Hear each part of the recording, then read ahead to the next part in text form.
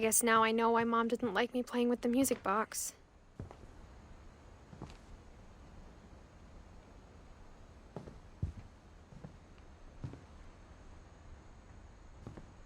Edie's father, Odin, built the original house.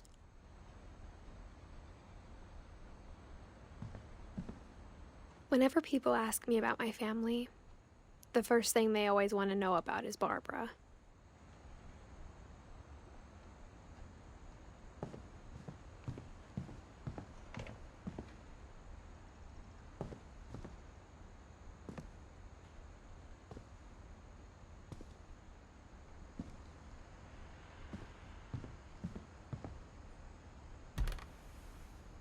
Edie told me once that every Finch who ever lived is buried somewhere in the library.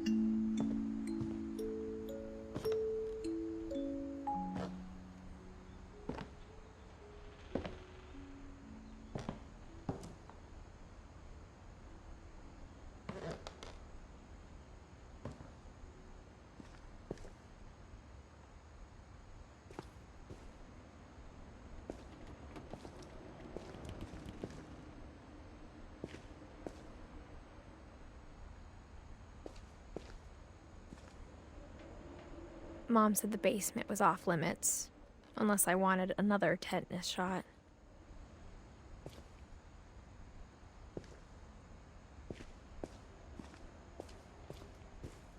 I saw Edie sneak down to the basement once, carrying packages.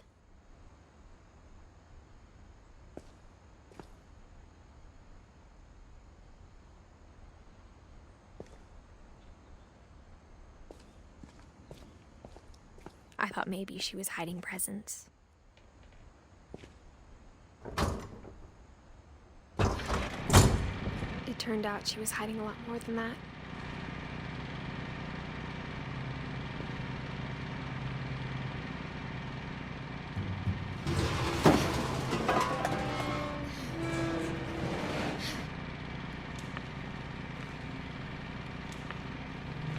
I remember asking Mom once about where Walter had gone. She said after Barbara died, he got as far away as he could.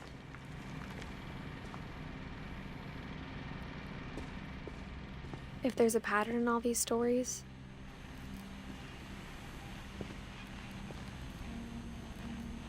I think it's that none of us has gotten very far.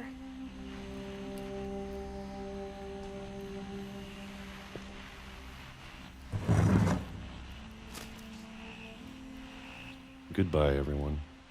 I can't believe I've been down here for 30 years. On that first day, after the shaking started, I didn't think I'd survive a week.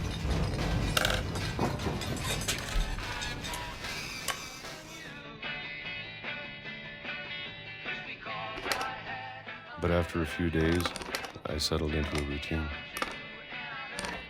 That's what kept me sane.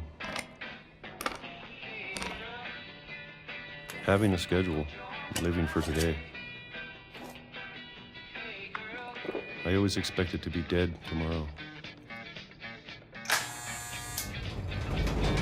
But if you wait long enough, you get used to anything.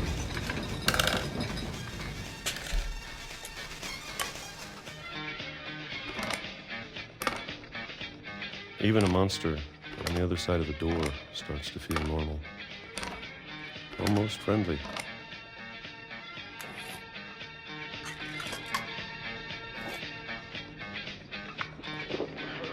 And then one day, everything just stopped. Whatever that thing was, it was gone. Maybe it got tired of waiting. Or maybe I just got tired of being afraid.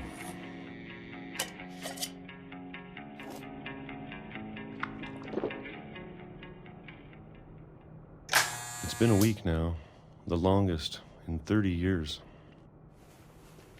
I'm done waiting.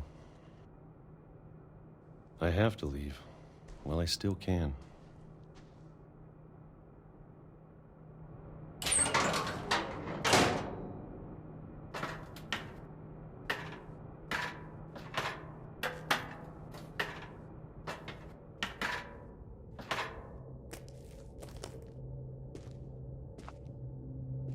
I know it's out there, somewhere. Whatever killed Barbara and Molly and Calvin.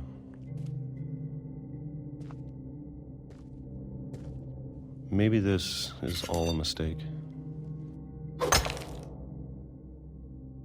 But I need to stop living the same day, even if it kills me.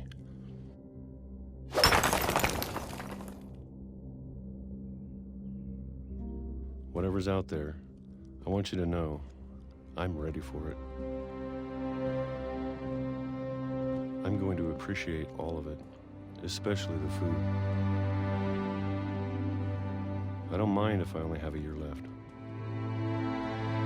or a month, or a single week. I'd be happy with one new day. I can already imagine the sun on my face.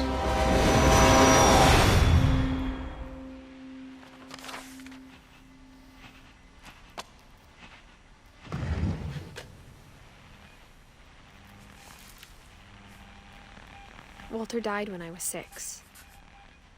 I can't believe my mom never told me he was down here.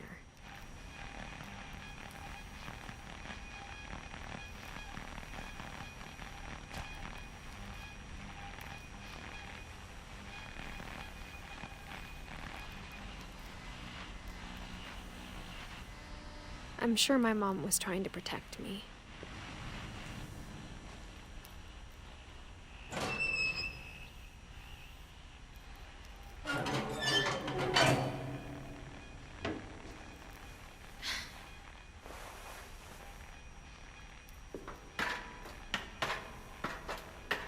Maybe she was afraid I'd end up like Walter. But if she never told me about an uncle under the house, I can only imagine what else she was hiding.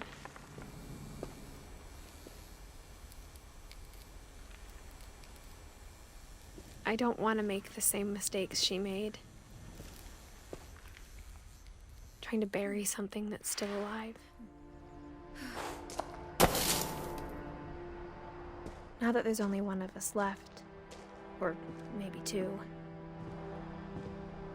I thought it was time I heard the stories for myself and found out what happened to everyone else. But now I'm worried the stories themselves might be the problem. Maybe we believed so much in a family curse, we made it real.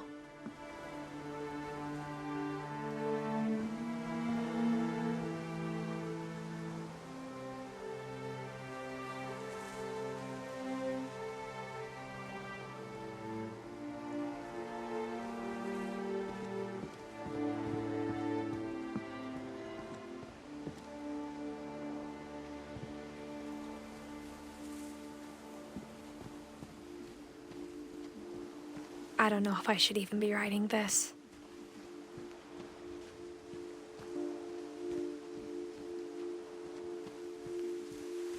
Maybe it'd be better if all this just died with me.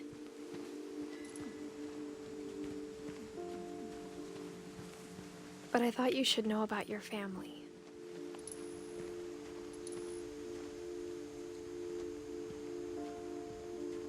And the history you're a part of.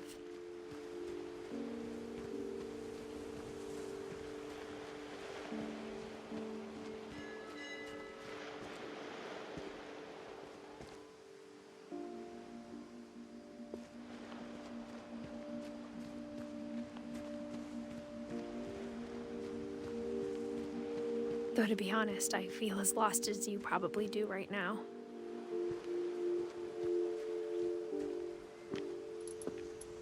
I think the people in these stories believed them, for what that's worth.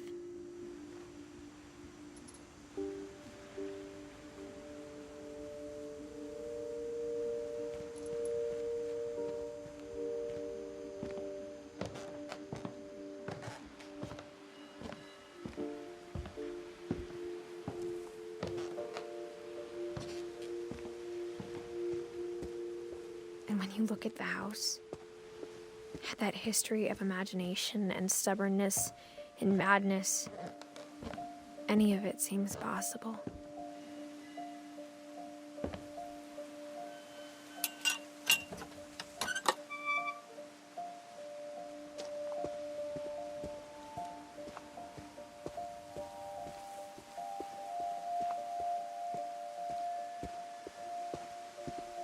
I think we've been surrounded by death for so long, we've just gotten used to it. What kind of family finishes building a cemetery before starting the house?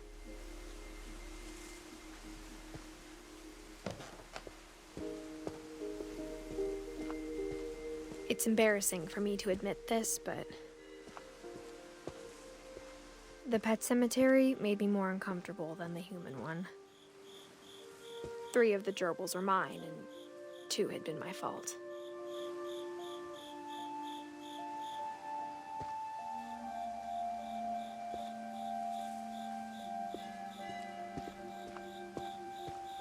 Sven built the house, but it was Edie who designed the cemetery.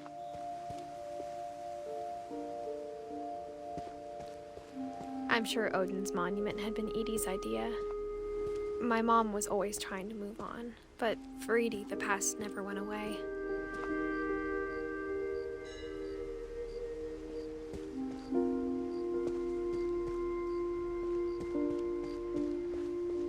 She could see it poking out of the water at low tide.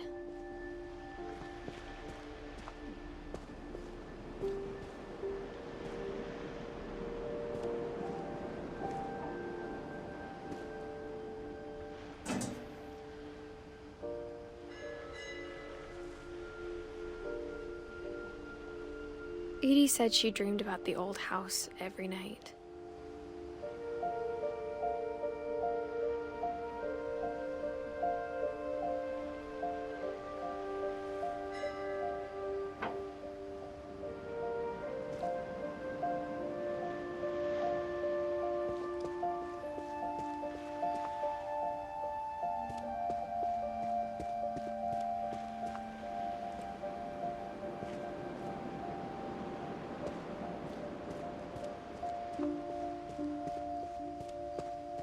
Edie's side was always easier for me to understand. But the older I get, the more I can see where my mom was coming from.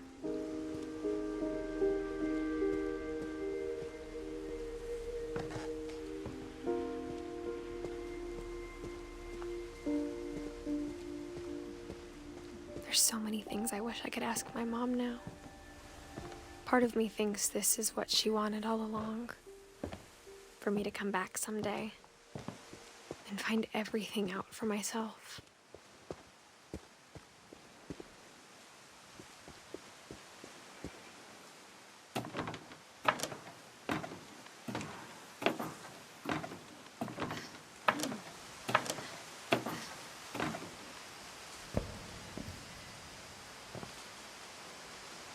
But looking back on it now,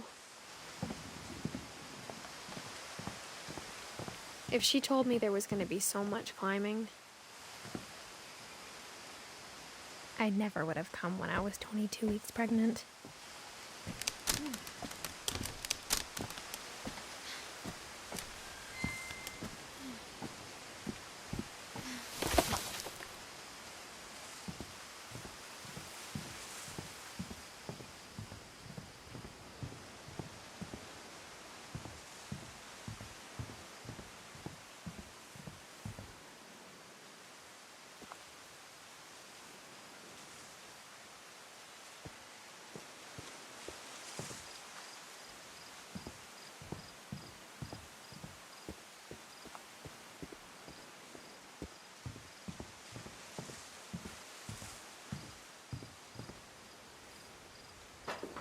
I never met Grandpa Sam, but I think he and my mom had a lot in common.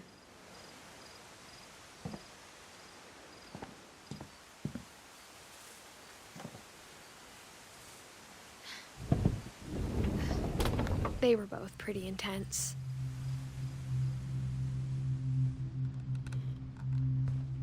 Sam spent his life shooting photos, but Mom said he got nervous being in front of the camera. I guess we're all afraid of something.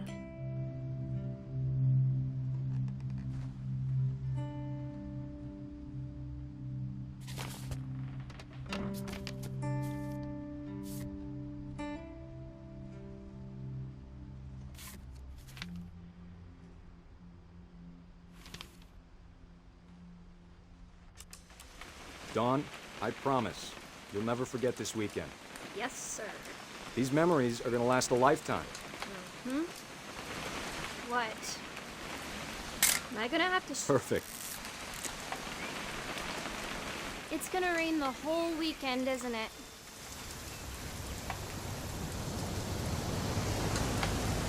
I will never forget this weekend, Dad. That's the spirit. Okay, got it. I'm gonna take some pictures, okay? Just be careful. That camera's older than you are.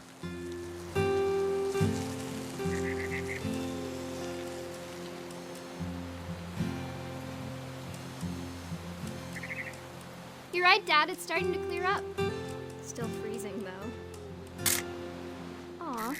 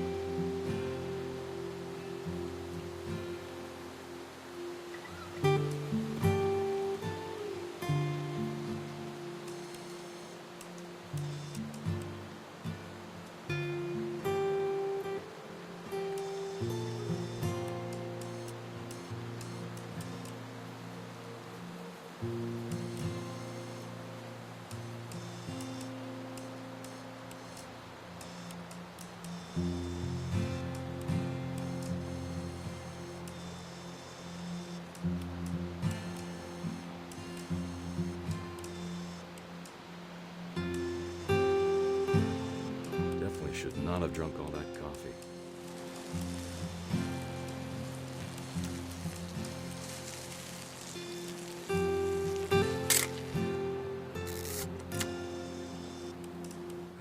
Nothing quite like being outside.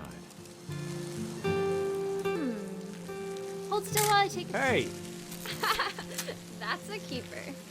Oop. A little more gas in the tank, I guess. I'm just saying, I'm not always gonna be here, Dawn. You'll need to remember this stuff, if you want to survive. I'll be fine, Dad. You know who else thought he was gonna be fine? Some guy who died. Dawn, I'm being serious. I know, Dad. You're always serious. Doesn't being out here make you want to chill out? Well, to tell you the truth, I haven't been out here in 20 years.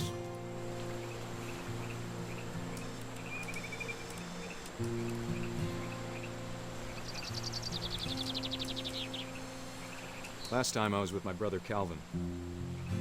Man, that was a great trip. Your grandpa Sven taught us how to fish, how to build a fire. We found an old logging trail. There were deer everywhere. I bet if I could remember where that trail was, we'd spot a buck for you in no time. Give me a minute to check the map.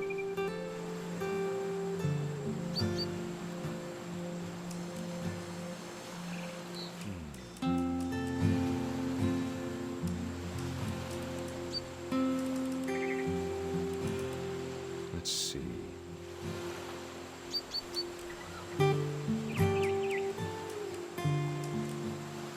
Maybe.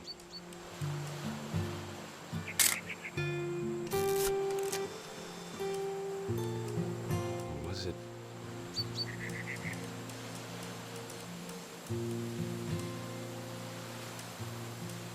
Could have been.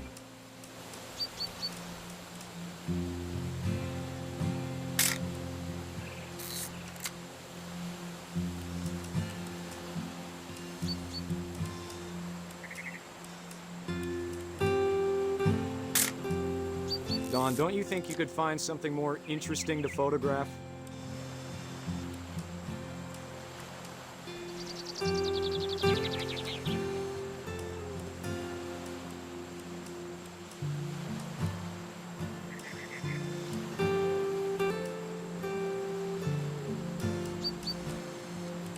Dad! Good eyes, Don.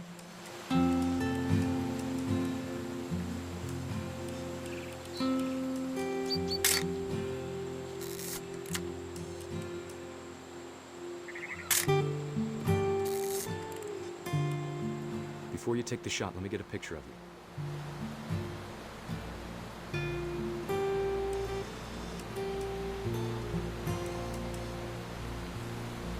Dad, I...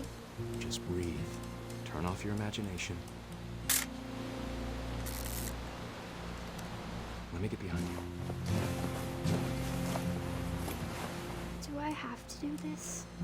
Don, you don't have to do anything. But if you want to survive, you'll need to be strong.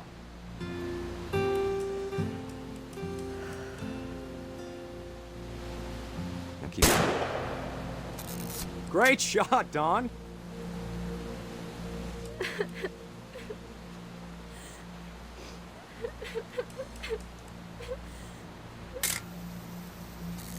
I'm proud of you, Don. Always remember that, okay?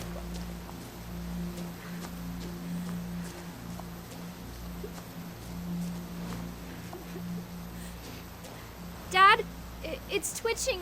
I think That's it's totally still... normal, Don. Just focus on the camera. Try not to think about... Dad!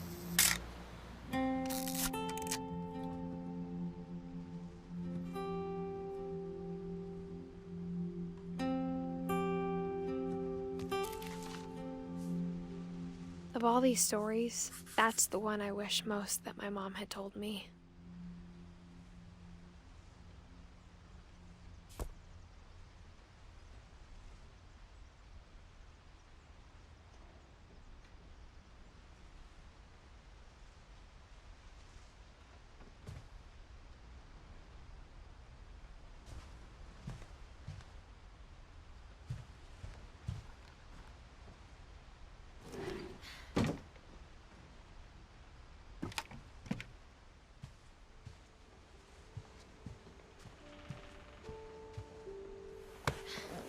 After Sam died, my mom and Edie got really close. They'd both lost a lot.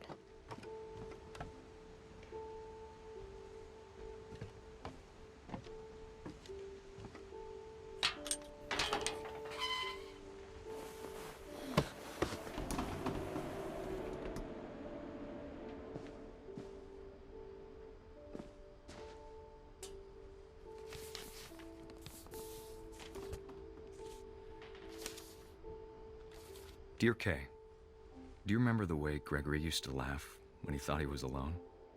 Like something funny was happening, but only he could see it.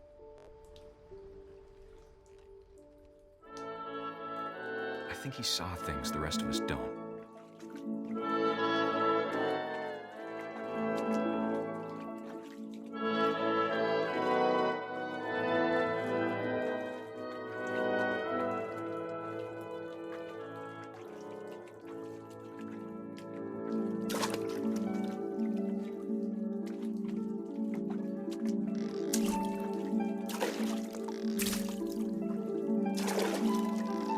Watching's over, Gregory. It's time to... Hold on, sweetie. Hello? Sam, I told you I don't want to talk right now. I wonder what he saw.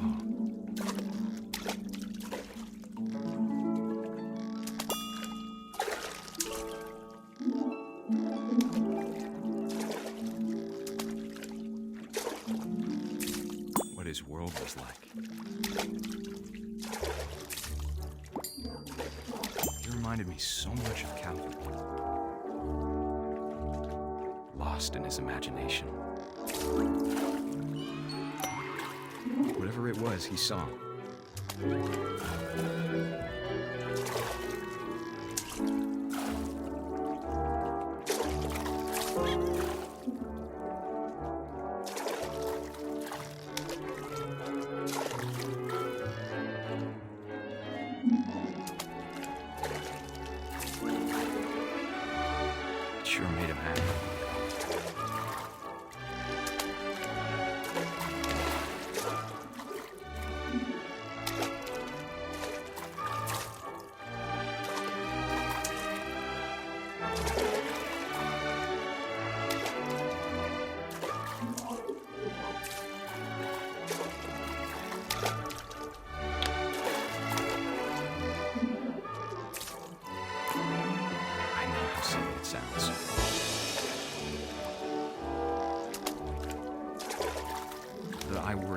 baby being too happy.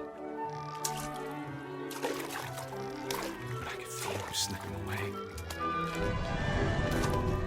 Sorry about that, Gregory. I know you did everything you could. Maybe if I hadn't called that night. Damn it. Hold on, I don't want Gregory to hear this.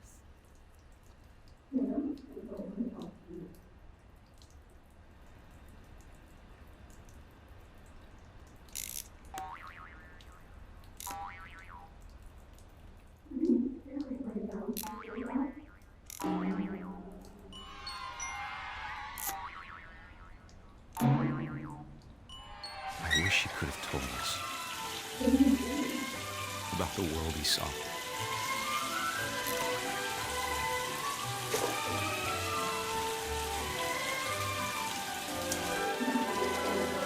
There's so much I don't understand about Gregory, about everything.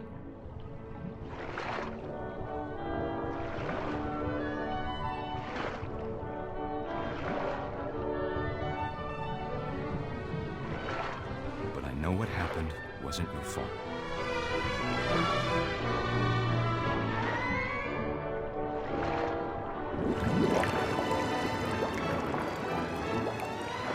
I'm sure he's happy.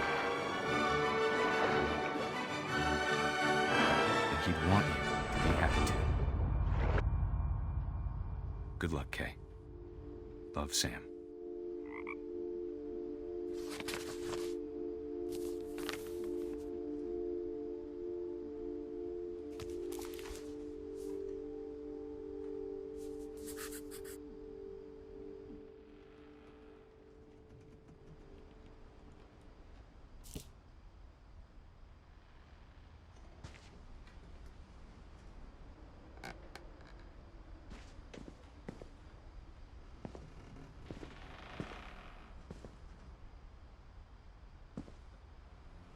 I can't imagine my mom ever writing poetry, and yet. A poem for Gus, who always said the wedding was a bad idea.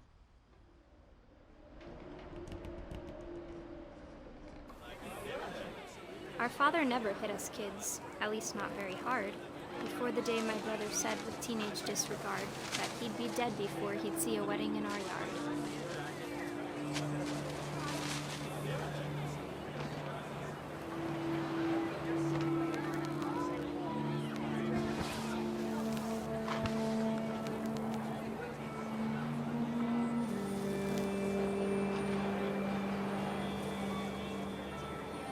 My father made him come, of course, but Gus stood far apart, just flew his kite and bottled up the storm inside his heart.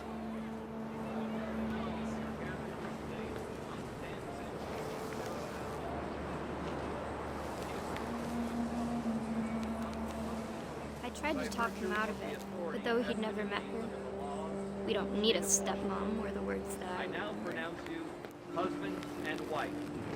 You may kiss the bride.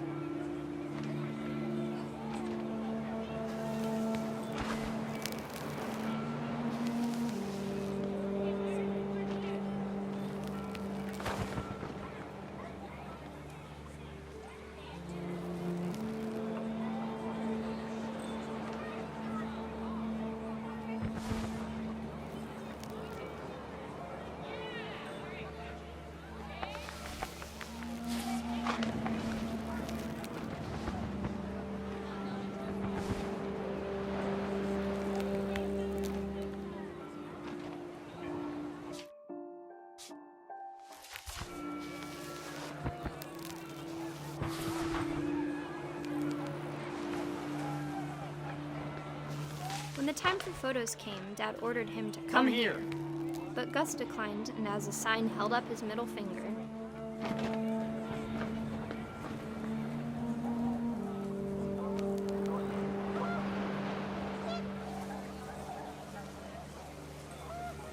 The wind picked up, and panicked geese appeared and quickly went. But all the humans did that day was go inside the tent.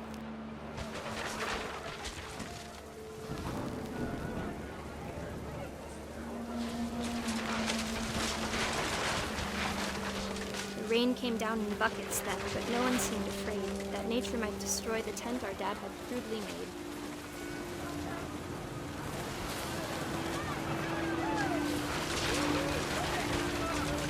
The thunder sounded much too close and full of angry power.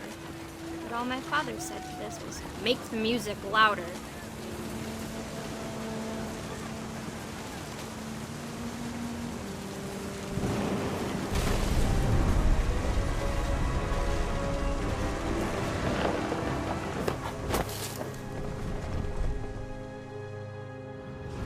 I wish that I could truly say I thought about you on that day.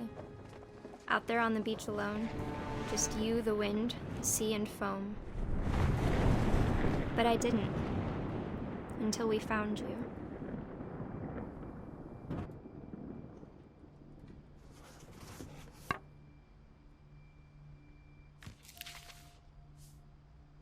She never talked about him, but Mom told me once if I was a boy, they were going to name me Gus.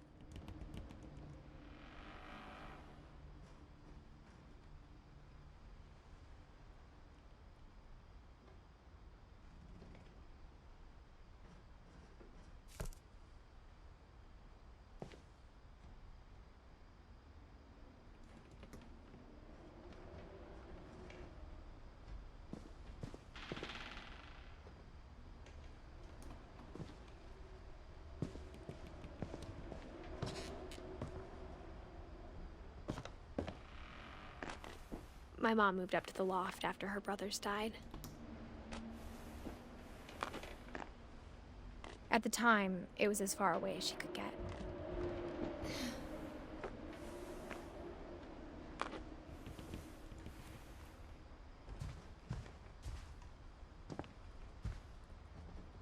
She spent a summer building houses in Calcutta, where she met my dad, Sanjay.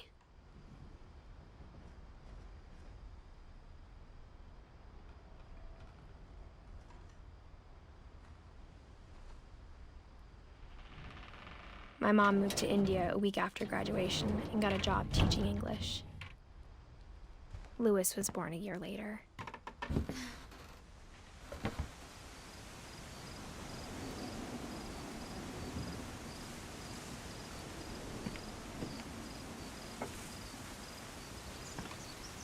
When my dad died, I don't think Mom knew where else to go. I'm sure Edie was happy to have her back.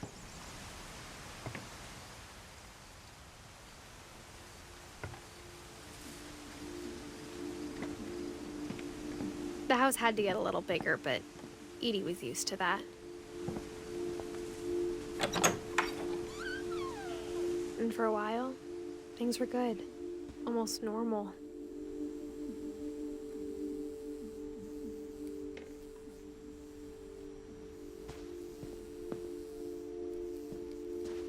But it didn't last. The beginning of the end was Milton's 10th birthday, when Edie gave him a castle.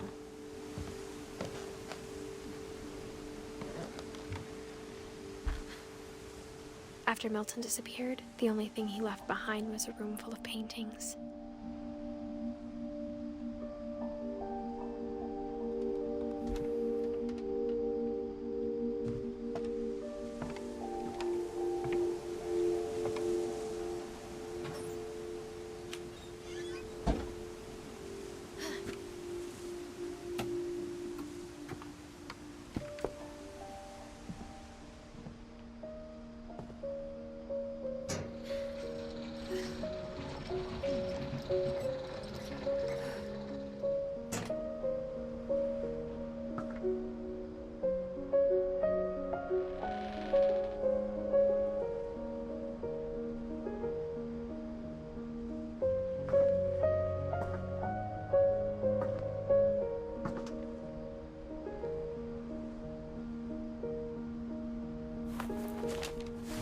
Milton Finch in The Magic Paintbrush.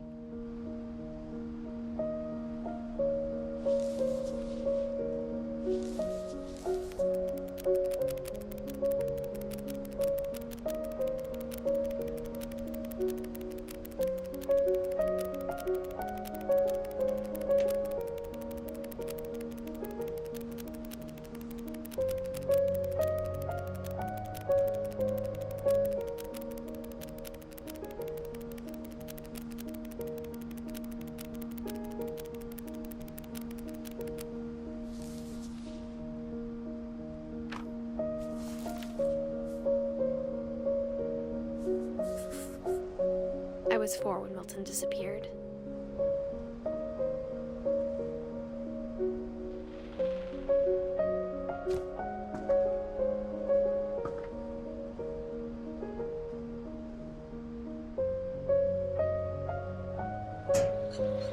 Mom spent months searching for my brother. Then she sealed the doors.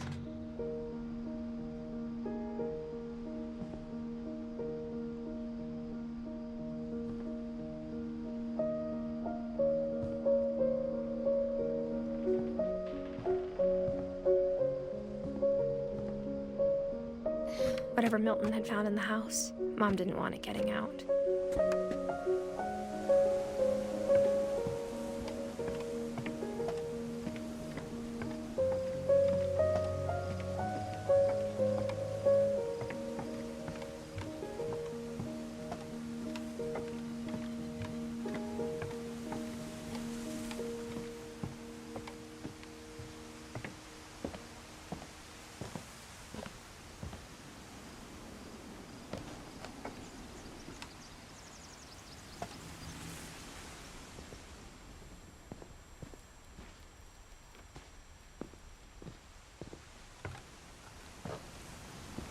Mom definitely blamed Edie, but I think Louis blamed himself.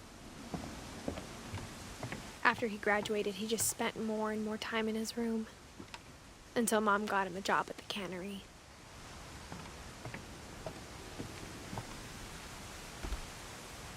Everyone always told me to stay out of Louis's room, except Louis.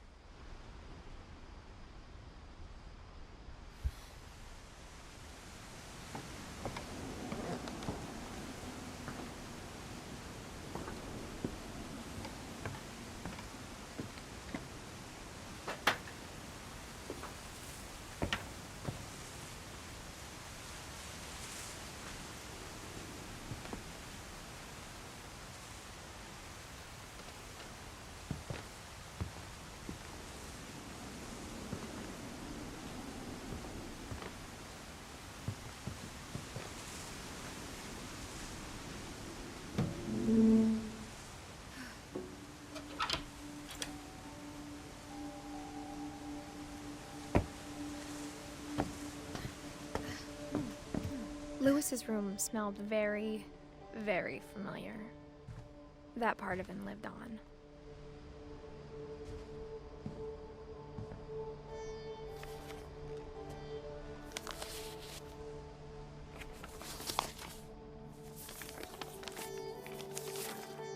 Dear Mrs. Finch, as Louis's psychiatrist, I can understand your desire for an explanation. As I see it, the trouble began in January, shortly after we convinced your son to seek treatment for substance abuse. Newly sober, I believe Louis first noticed the monotony of his daily life.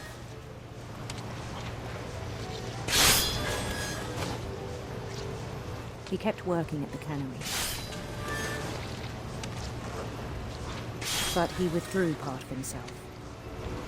In our sessions, I saw the same behavior. His mind began to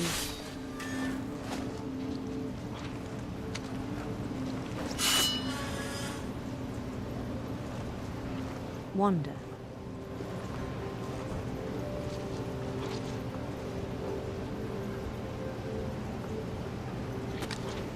I asked him to describe it. He said he started small, imagining a labyrinth. He'd feel his way about.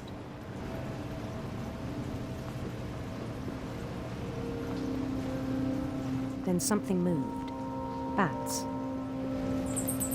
And toads. And things that have not names. He knew it was all in his head.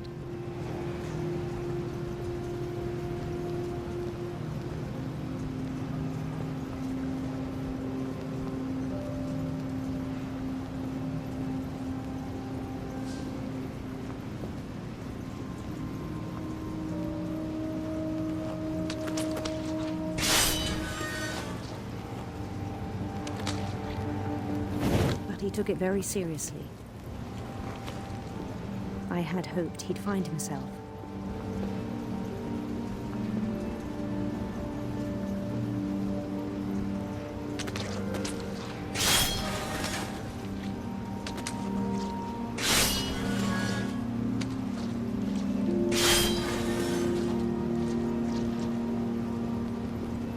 But he found something more. I worried about him then. Daydreaming at the cannery, I spoke with his boss. But he said Lewis had become a model employee. Methodical, tireless, focused.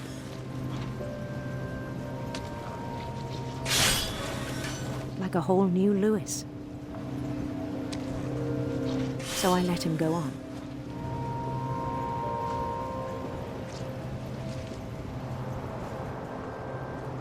I even encouraged him. It seemed very promising at first.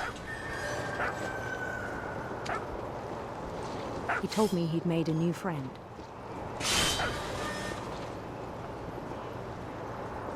On the edge of a city he named Lewis Topia.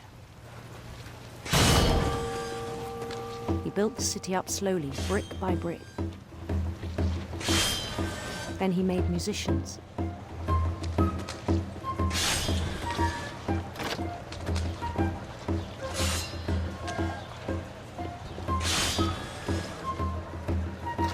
And songs for them to play. He talked about starting a band. And he was always humming something. Every day his imagination grew stronger.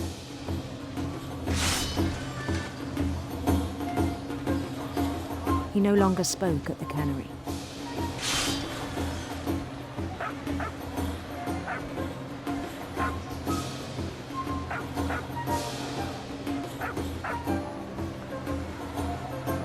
But his chopping was as reliable as ever. Then one day it struck him that all the cheering crowds, even the stones under his feet,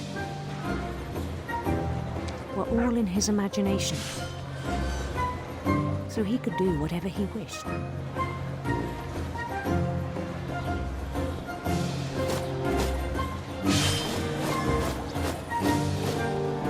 He held an election for mayor. And he won. They begged him to stay, but his mind was already wandering. It became a game for him.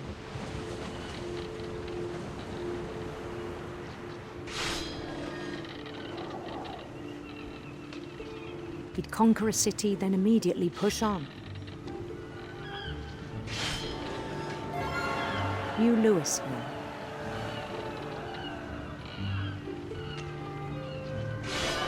St. Louis.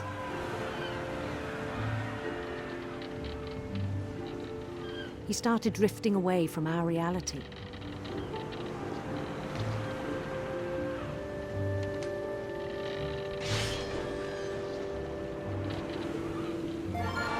Minneapolis, until one day he forgot to go home from the cannery.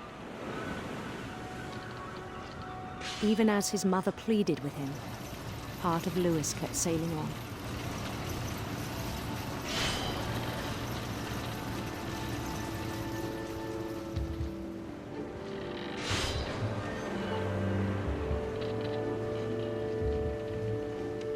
In Lewisburg, he heard rumors of a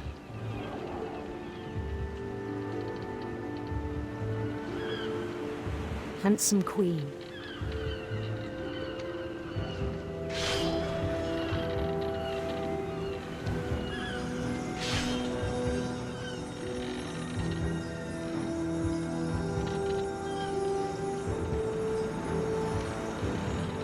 The queen was on her own quest for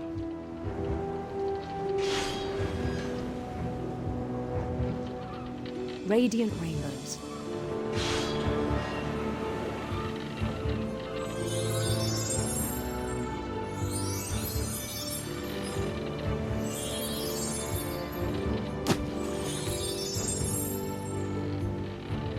He followed the sound of her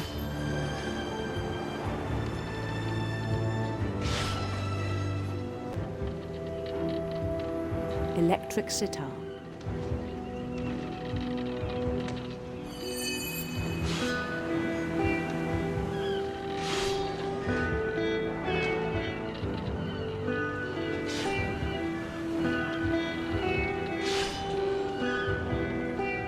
His chase led him to a golden palace east of the sun and west of the moon.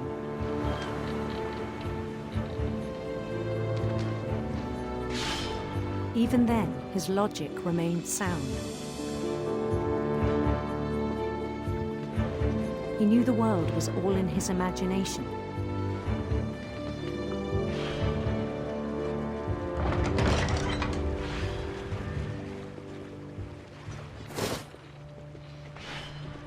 But he was so proud of having created it.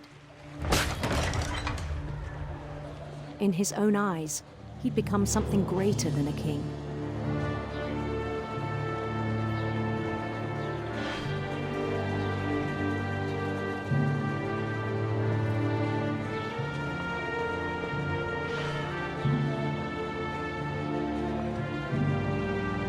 For someone who'd never known success in the real world, I think it was overwhelming. And then it struck him that the real Lewis was not the one chopping salmon, but the one climbing the steps of a golden palace.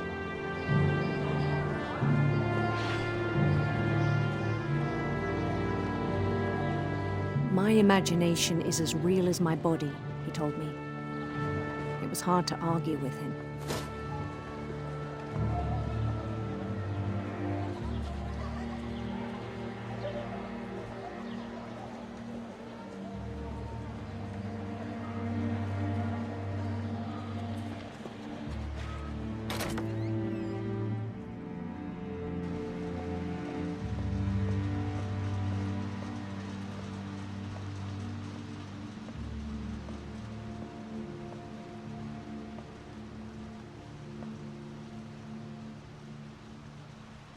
He began to forget the world we know.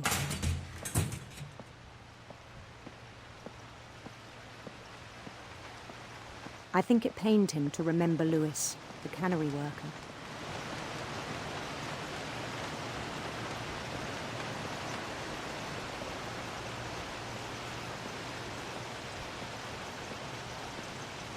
He began to despise the man with a royal contempt.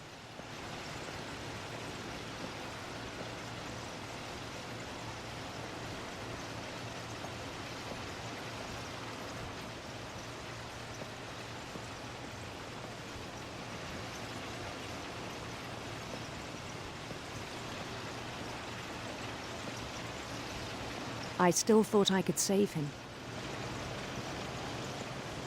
Even after he said he was being crowned king over all the lands of wonder. The palace would be packed with his companions.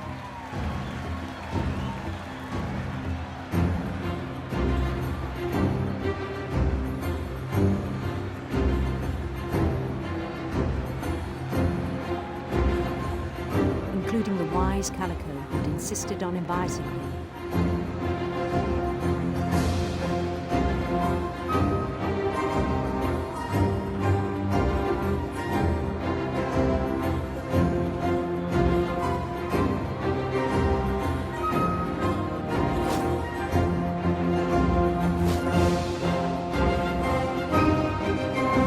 His queen waited, holding his crown.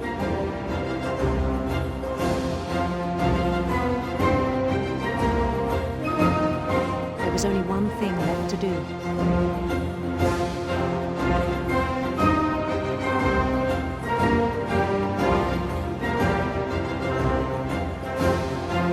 Bend down his head.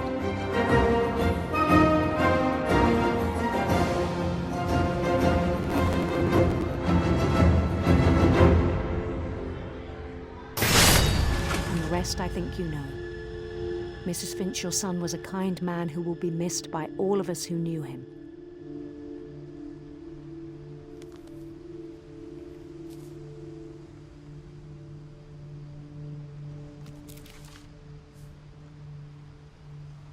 My brother was really cool. I wish you could have met him.